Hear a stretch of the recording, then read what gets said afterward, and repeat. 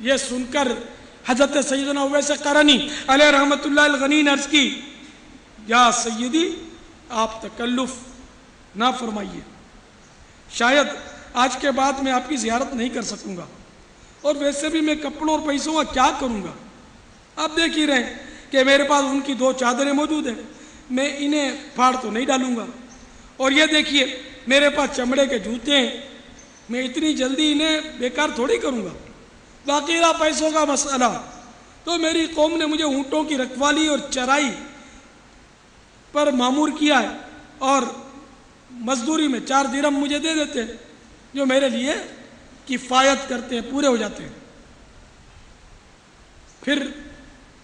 عرض کرنے لگے یا امیر المومنین، میرے اور آپ کے سامنے ایک تنگ اور دشوار گزار گھاٹی ہے جسے صرف کمزور اور ضعیف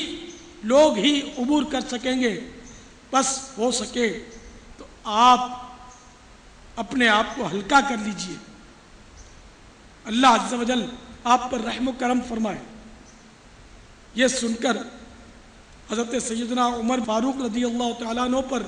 خوف خدا کا ایک دم غلبہ ہو گیا، اور بے قرار ہو کر آپ نے زمین پر اپنا درہ مارا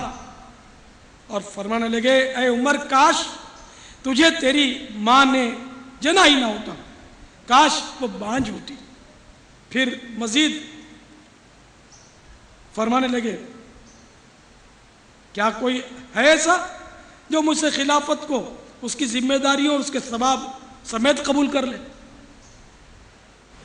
خدا کی قسم ارباب اقتدار کے لیے بڑا نصیحت آموز مدنی پھول ہے کہ ان کی خلافت تو عبادت تھی، کار ثواب تھا، ثواب ہی ثواب تھا، لیکن اس میں چونکہ امتحان تھا، اقتدار میں امتحان ہوتا ہے، سخت امتحان ہوتا ہے، اور یہ ان کی عاجزی تھی، خوف خدا تھا کہ فرما رہے ہیں کہ کیا کوئی ایسا ہے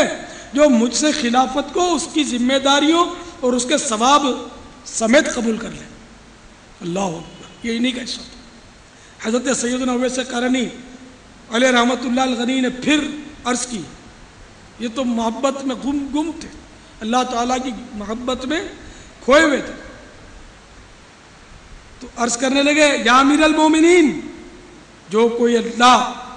عز و جل سے ڈرتا ہے وہ اس سے دور بھاگتا ہے، خلافت سے دور بھاگتا ہے۔ اے لیجئے ہماری جدائی کا وقت آ پہنچا، اب آپ ایک طرف تشریف لے جائیے اور میں دوسری طرف چلا۔ چنانچہ یہ کہہ کر حضرت سیدنا اویس قرنی رضی اللہ تعالیٰ عنہ ایک طرف کو چل پڑے اور اونٹوں کو اپنی قوم کے حوالے کر دیا، اور سیدنا فاروق اعظم مولا مشکل کشا مکہ مکرمہ زادہ اللہ شرفوں و تعظیمہ کی طرف روانہ ہوئے۔ اس واقعے کے بعد حضرت سیدنا اویس قرنی علیہ رحمت اللہ الغنی نے سارے کام چھوڑ دیے اور اللہ رب العزت جل جلالہ کی عبادت میں مشغول ہو گئے، یہاں تک کہ اپنے پروردگار سے جا ملے۔ فاروق اعظم رضی اللہ تعالیٰ عنہ کی حیات مبارکہ کا یہ آخری سال تھا جس میں ملاقات ہوئی، اور ہرم بن حیان کی بھی اسی سال ملاقات ہوئی تھی، جبکہ فاروق اعظم کی وفات کی خبر اویس قرنی رضی اللہ تعالیٰ عنہ نے دے دی تھی اور وفات ہو چکی تھی۔ تو اللہ کے نیک بندوں کے بھی نرالے انداز ہوتے ہیں، یہ کیسے عجیب و غریب نیک بندے تھے کہ یہ اپنی شہرت سے دور بھاگتے تھے، ہرگز اپنا نام ہونا پسند نہیں فرماتے تھے کہ نہ مجھے کوئی محدث کہے، نہ حضرت کہے، نہ مفتی کہے، نہ مولانا کہے،